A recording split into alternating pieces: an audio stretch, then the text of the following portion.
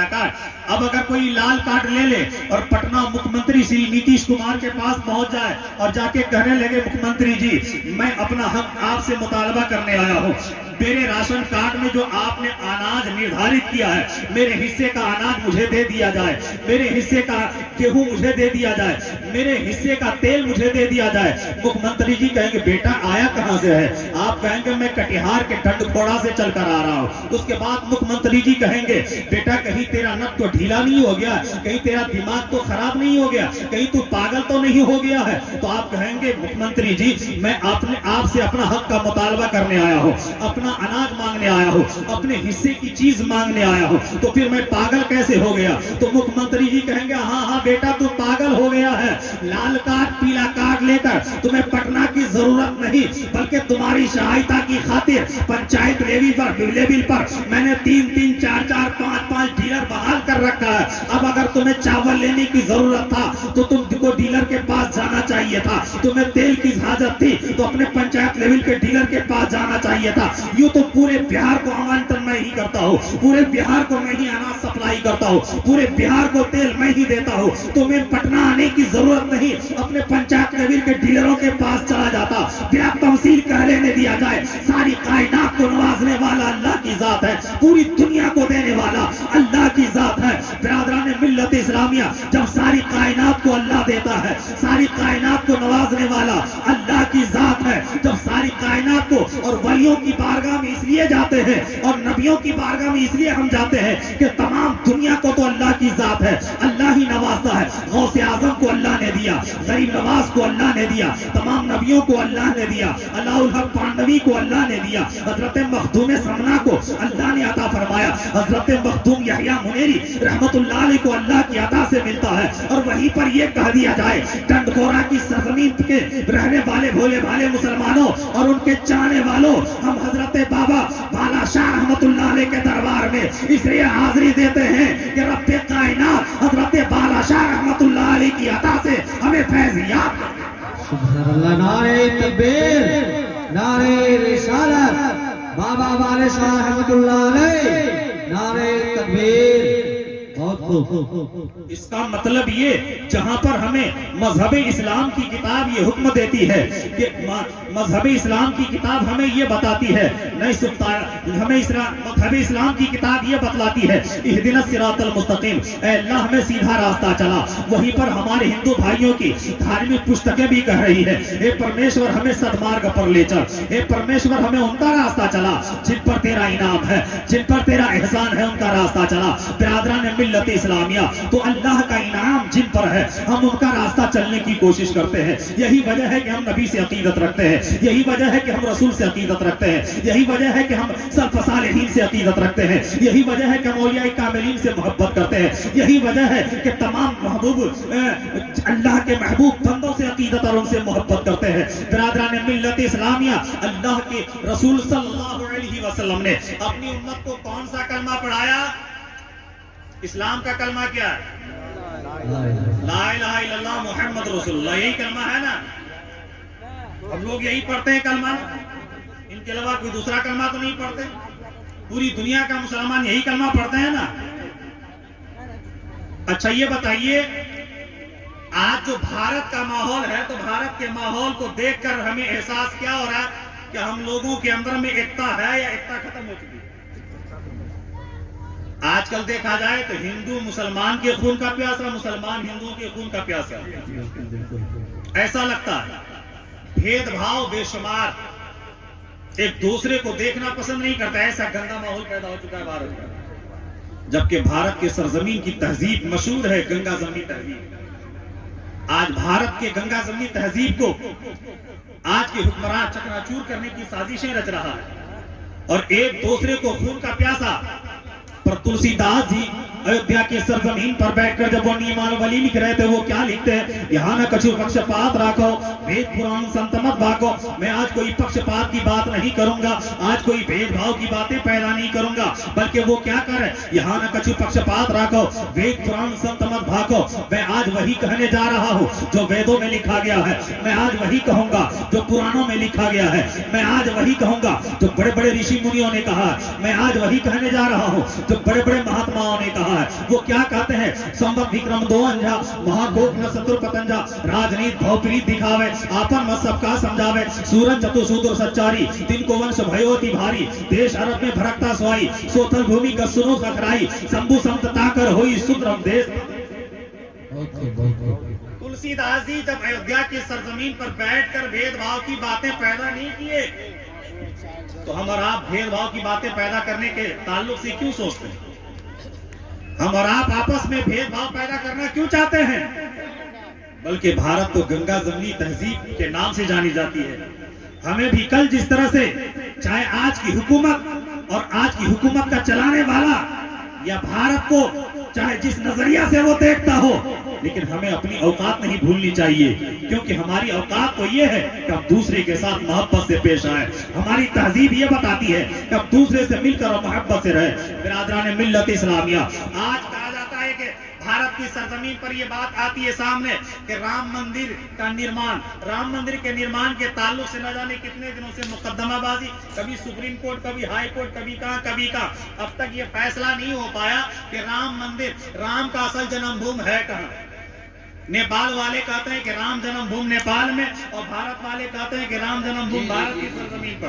पहले आपस में ये तो फैसला कर लो श्री रामचंद्र जी कहाँ पैदा हुए, फिर राम मंदिर आराम से बना लेना। आज तक किसी मुसलमान ने भारत का नहीं कहा होगा कि तुम राम मंदिर का बुनियाद न डालो, तुम राम मंदिर की तामीर न करो। आज तक किसी मुसलमान ने ऐसा नहीं कहा होगा। फिर राम मंदिर के नाम पर ये सियासत करवाना और दूसरे पर हमलाबाजी बोलना, एक आपस में खून बहाना, खून खराबा करना, ये कहाँ की तहजीब बतलाती है? ऐ हमारे हिंदू भाइयों, अपने किताबों के लेखक को देखो। जब तुम्हारे धर्म के गुरु तुलसीदास जी ये कह सकते हैं, यहाँ न कुछ पक्षपात रखो, वेद पुराण संत मत भागो। जब वो पक्षपात की बात एक बहुत बड़े गुरु होने के नाते, एक बहुत बड़े लेखक और राइटर होने की वजह से, और बहुत बड़े महात्मा होने की वजह से वो भी अयोध्या की सरजमीन पर बैठकर लिखते हैं, तो कहते मैं कोई पक्षपात की बात नहीं करूंगा। तो फिर आज भारत के अंदर पक्षपात की बात क्यों हो रही है, भेदभाव की बातें क्यों हो रही है? जब तुलसीदास जी कहते हैं यहाँ न कुछ पक्षपात रखो,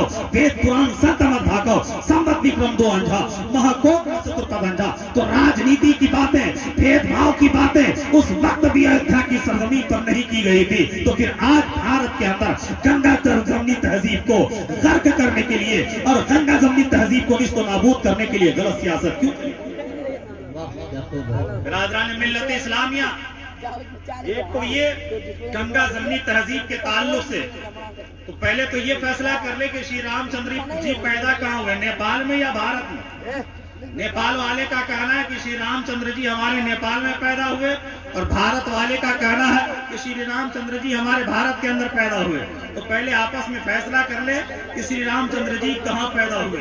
बिरादरान मिल्लत इस्लामिया, उसके बाद श्री रामचंद्र जी के मानने वालों से हमें बैर नहीं है, उनसे दुश्मनी नहीं है, मैं उनसे अकीदत रखता हूँ, उनसे मोहब्बत करता हूँ। कल जिस तरह हम सीने से सीने मिलाकर चला करते थे, आज भी भारत का मुसलमान सीना से सीना मिलाकर चलने के लिए तैयार है। लेकिन एक संदेश देना चाहता हूँ मैं, ऐ मेरे भाइयों, जब श्री रामचंद्र जी के मानने वालों, सबसे पहली बात है राम मंदिर की बुनियाद डालना चाहते हो डालो। पहले हमें इस बात की तालीम और इस बात की जानकारी दे दो कि तुम्हारे मजहब में राम कितने हैं, तुम्हारे मजहब में राम कितने हैं, हमें इस चीज की जानकारी दे दो। तो आप कहेंगे मौलाना राम तो एक है, जिसकी हम भक्ति करते हैं, जिसकी हम उपासना करते हैं, जिसकी हम बंदगी करते हैं, जिसकी हम पूजा करते हैं, राम एक। तो मैं कहूंगा नहीं, बल्कि आपके धर्म की किताब रामचरितमानस के अंदर में लिखी हुई है कि आपके धर्म के राम एक नहीं बल्कि 4 हैं। आप कहेंगे भाई ये कैसी बात है, नई बातें सामने आ रही है, राम 4। मैंने कहा भाई आपके धर्म के गुरुओं का कहना है कि राम 4 है। उसने कहा कहाँ पे 4 राम, कौन कौन है 4 राम? आपकी धर्म की किताब के अंदर लिखा है, एक राम दशरथ का बेटा, दूसरा राम घट में बैठा, तीसरा राम संसार बसारा और चौथा राम जग से न्यारा। अब बात समझ में आ गई कि 4 राम है। तो अब ये बताएं कि आप फैसला करके ये बताएं, आप दशरथ के बेटा की भक्ति करते हैं या घट में बैठा है जो हृदय में बैठा है उनकी भक्ति करते हैं, या जिसने संसार पसारा उसकी भक्ति करते हैं? ये बात फैसला आपको करनी है। लेकिन हम मुसलमान उसकी भक्ति करते हैं, हम मुसलमान उसकी उपासना करते हैं, हम मुसलमान उसकी इबादत करते हैं, हम मुसलमान उस खुदा की इबादत करते हैं जिस खुदा के ताल्लुक से तुलसीदास जी अपनी किताब संग्राम पुराण के अंदर लिखते हैं। अपनी किताब के अंदर लिखते हैं, क्या लिखते हैं? यहाँ वो अपनी किताब के अंदर इस तरह से लिखते हैं, बिनु पद चलाई सुनाई बिनु काना, और कर बिनु करम करही विधि नाना, आनन रहित सकल रस भोगी, और बीनु बानी बक्ता बर जोगी। अरे तब बिनु परस नयन बिनु देखा, और गरही घरान अरे पास असेसा। कहा जाता है वो कौन है जो पकड़ता तो है पर पकड़ने के लिए हाथ की जरूरत नहीं, वो कलाम तो करता है पर कलाम करने के लिए जुबान की जरूरत नहीं, वो चलता तो है पर चलने के लिए पैर की जरूरत नहीं, वो देखता तो है पर देखने के लिए आंख की जरूरत नहीं। ए मेरे भाइयों, अपने हृदय पर हाथ रखकर सोचो वो कौन सी जात है? देखता है पर देखने के लिए आंख की जरूरत नहीं, पकड़ता है पर पकड़ने के लिए हाथ की जरूरत नहीं, चलता है पर चलने के लिए पैर की जरूरत नहीं। तो आपका कहना होगा एक अल्लाह की जात है, वो चाहे तो बगैर आंख के देख सकता है, अल्लाह चाहे तो बगैर हाथ के पकड़ सकता है, अल्लाह चाहे तो बगैर पैर के चल सकता है। हम उस खुदा की भक्ति करते हैं, हम उस खुदा की उपासना करते हैं जिसने जल थल को पैदा किया, जमीन आसमान चांद सूरज सितारों को पैदा किया, जिसने जिन्न इंस को पैदा किया। ऐ मेरे भाइयों, हम एक अल्लाह की इबादत करने वाले, हम एक अल्लाह की भक्ति करने वाले। मजहब इस्लाम की किताब हमें यही संदेश देती है। मोहम्मद अरबी सल्लल्लाहु अलैहि वसल्लम ने भी अपनी उम्मत को यही एक सबक दिया है, एक अल्लाह की इबादत करो, एक अल्लाह की उपासना करो। हजरत आदम की जात उसने भी यही कहा, एक अल्लाह की इबादत करो। अल्लाह के दूसरे तीसरे नबियों ने, तमाम नबियों ने यही संदेश पूरी दुनिया के लोगों को दिया, एक अल्लाह की इबादत करो, एक अल्लाह की उपासना करो, एक अल्लाह की बंदगी करो। ऐ मेरे हिंदू भाइयों, आज इसी हिंदुस्तान की सरजमीन पर देखा जाए, कुछ लोग ऐसे मिलेंगे आपको कुछ लोग ऐसे मिलेंगे आपको कि उसके धर्म के अंदर एक दो खुदा नहीं बल्कि 365 खुदा है। कोई पेड़ की पूजा कर रहा है, कोई दरिया की पूजा कर रहा है, कोई पहाड़ की पूजा कर रहा है, कोई पत्थर की पूजा कर रहा है, कोई बना बना कर पूज रहा है, कोई बना बनाया पूज रहा है, कोई आसमान के चांद की पूजा कर रहा है, कोई आसमान के सूरज की पूजा कर रहा है, कोई सितारों की पूजा कर रहा है, कोई आग की पूजा कर रहा है, कोई इंसान की पूजा कर रहा है, कोई जानवरों की पूजा कर रहा है। यानी 365 खुदाओं की इबादत और भक्ति हो रही है। ऐ मेरे हिंदू भाइयों, तुम भी अपने धार्मिक पुस्तकों का अध्ययन कर लो, अपनी किताबों का अध्ययन कर लो। हम मुसलमानों का कहना तो ये है कि एक अल्लाह की इबादत होनी चाहिए, एक परमेश्वर की भक्ति होनी चाहिए। जरा अपनी किताबों का जब अध्ययन करोगे तो आज आप जब अपनी किताबों का अध्ययन करोगे तो आपके धर्म की किताब ये कहती है, एकम परम द्वितीय नास्ते निनास्ते किंचन, सिवाय परमात्मा के कोई भक्ति योग्य नहीं, सिवाय अल्लाह के कोई इबादत के लायक नहीं। यानी एक अल्लाह की इबादत करने का हुक्म आपके धर्म की किताब भी कह रही है, मुसलमानों के मजहब की किताब भी यही कह रही है, मुसलमानों के तमाम पैगंबरों ने भी यही कहा है कि एक अल्लाह की इबादत की जाए, एक अल्लाह की भक्ति की जाए। और तुम्हारे बड़े बड़े महात्माओं ने, ऋषि मुनियों ने भी यही कहा है कि एक परमेश्वर की भक्ति होनी चाहिए, एक अल्लाह की इबादत होनी चाहिए। अगर कोई मुसलमान अगर अपनी जुबान से ये कहता कि 365 खुदाओं को छोड़ो, एक अल्लाह की उपासना करो, एक अल्लाह की इबादत करो, हो सकता है कि तुम जुबान काटने के लिए तैयार हो जाते। जरा अपनी किताबों का के वरक को पलटिए, जब अपनी किताबों की वरक को पलट कर देखेंगे आप तो आपकी किताब कहती है ये को देव सर्वभूतेषु, एक ही देव है जिसकी भक्ति की जाए, बाकी सबके सब भूत है। मैं किसी को भूत नहीं कहता, आपके धर्म की किताब कहती है एक अल्लाह की उपासना करो, एक अल्लाह की भक्ति करो, बाकी सबके सब भूत है।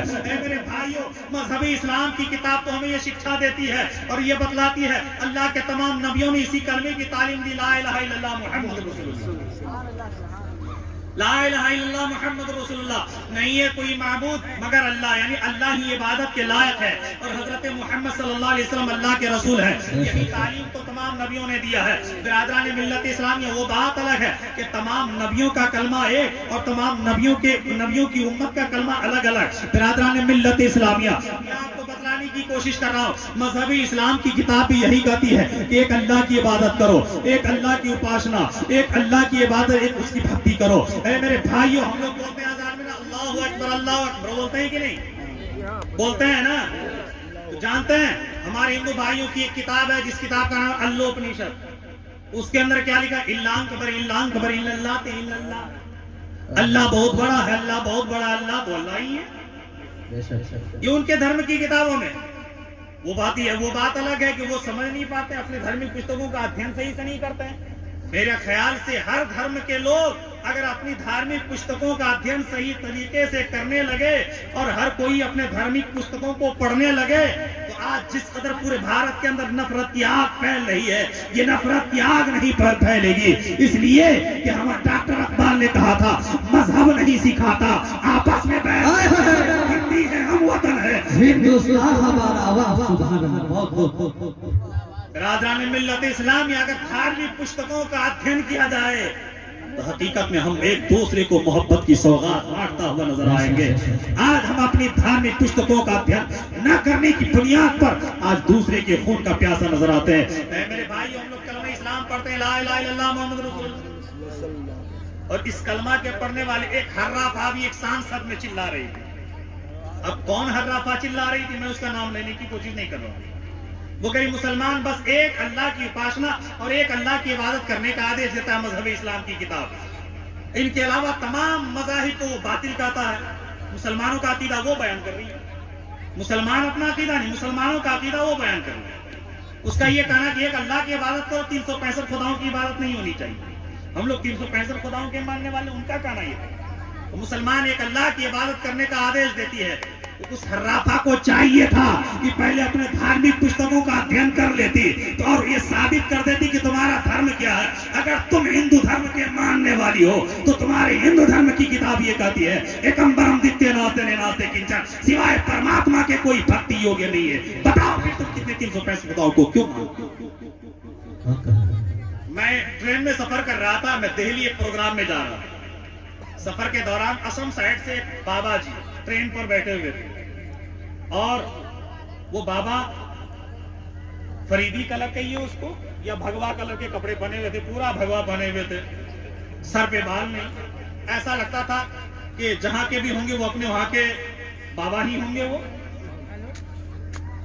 काफी लंबी सफर होने के बाद जब मैं गोरखपुर के एरिया से गुजर रहा था तो मैंने कोशिश की जरा इनसे बातचीत शुरू हो जाए हमारी। मैंने कहा, पंडित जी हमें एक चीज समझ में नहीं आती, आप लोग बोलते हैं ओम नमः शिवाय, बोलते हैं ना? बोले हाँ बोलता हूँ। ओम का अर्थ क्या होता है हमें बतला दीजिए। बोली ओम का अर्थ होता है निराकार, जिसका कोई आकार नहीं। वो यही कहते हैं ओम का माना होता है निराकार, जिसका कोई आकार नहीं। तो मैंने उनसे दूसरा प्रश्न क्या चाहिए, बताइए कि आपके धर्म के अंदर सबसे बड़े भगवान का नाम क्या है जिसकी आप परस्तिश करते हैं, जिसकी उपासना करते हैं? तो उसने कहा, मेरे मजहब के अनुसार महादेव जी सबसे बड़े भगवान है जिसकी उपासना मैं करता हूँ। बोले अच्छा, अगर आपके सबसे बड़े भगवान का नाम महादेव जी है जिसकी वजह से आप बोलते हो ओम नमः शिवाय, बोलते हैं कि नहीं बोलते हैं? बोले हाँ। तो ये बताइए कि महादेव जी का आकार है या नहीं है? तो उसने कहा, महादेव जी का कोई आकार नहीं। मैंने कहा, भाईजान आप बोलते तो हो पर समझते नहीं। आप कहते हैं कि महादेव जी का कोई आकार नहीं है जिसकी वजह से ओम नमः शिवाय बोला करते हैं। ओम का अर्थ होता है निराकार, जिसका कोई आकार न हो। मैंने कहा महादेव जी का तो आकार है। पंडित जी कहने लगे, भाईजान कहाँ पर महादेव जी का आकार है? नारे तकबीर, नारे तकबीर, नारे रिसालत, खतीबे हिंदुस्तान हजरत अल्लामा मौलाना मंजर नवाज साहब किबला, नारे तकबीर, सुभान अल्लाह। आप लोग बैठे रहे, तशरीफ रखिए, बस 2-4 मिनट और समाप्त कर लीजिए, उसके बाद मैं अपनी गुफ्तगू को खत्म करूंगा। फिर हजरत की गुफ्तगू आप तमामी हजरात को समाप्त करनी है। दुरूद पाक पढ़िए, अल्लाहुम्मा सल्ली अला सय्यिदना मौलाना मुहम्मदिन बारिक सल्लिम सल्लल्लाहु अलैहि वसल्लम व सलाम अलैहि या रसूल अल्लाह। तो वो कहने लगे कि महादेव जी का आकार कहाँ है। मैंने कहा आकार है, एक तरफ तो तुम कहते हो ओम नमः शिवाय, और आपका कहना ये होता है कि मैं उस परमेश्वर की भक्ति करता हूँ जिसका कोई आकार नहीं, मैं ऐसे खुदा की इबादत उपासना करता हूँ। ऐ मेरे भाइयों, यहाँ पर उनका ये कहना है, लेकिन वो बोलता तो है, एक तरफ उनका कहना है कि हमारे सबसे बड़े भगवान का नाम महादेव जी है। तो मैंने कहा महादेव जी का तो आकार है। उसने कहा कहाँ पे आकार है। मैंने कहा खुद पूरे वजूद के साथ होना ये पहला आकार, शादी करना दूसरा आकार, बच्चा पैदा करना तीसरा आकार, लोगों को दिखाई पड़ना ये चौथा आकार। ये आकार दिखाई पड़ते हैं तो सबसे बड़े भगवान महादेव जी हो ही। मिल्लत इस्लामी। उसके बाद मैंने उनसे कहा अच्छा ये बताया, आप लोग बोलते हैं भगवान, तो भगवान का अर्थ क्या होता है, जरा बतलाइए पंडित जी हमें। बोले हम जिसकी भक्ति करते हैं वही भगवान। बोले मैंने अर्थ पूछा है आपसे कि भगवान का अर्थ होता है क्या। बोले कि मैं जिसे मानता हूँ श्री रामचंद्र जी हमारे भगवान हैं। बोले भगवान है, मैंने आपसे भगवान का अर्थ पूछा। जब वो नहीं बदलाने लगे तो मैंने कहा मेरे ख्याल से भगवान का अर्थ होना चाहिए भाग्यवान। मेरी किस्मत का चलाने वाला, तकदीर और मुकद्दर का बनाने वाला, सारी कायनात का मुकद्दर बनाने वाला रब की जात है। सारी कायनात का मुकद्दर लिखने वाला रब की जात है। रब्बे कायनात सारी कायनात की जिंदगी देता है। रब्बे कायनात सारी इंसान, पूरी दुनिया के इंसान ही नहीं बल्कि सारी कायनात की हर चीज उसके कब्जे कुदरत में है। बिरादरान मिल्लत इस्लामिया, एक तो यहाँ पर हो गई, हम लोग इस्लाम का कलमा पढ़ते हैं ला इलाहा इल्लल्लाह मुहम्मद रसूलुल्लाह, पहला कलमा यही।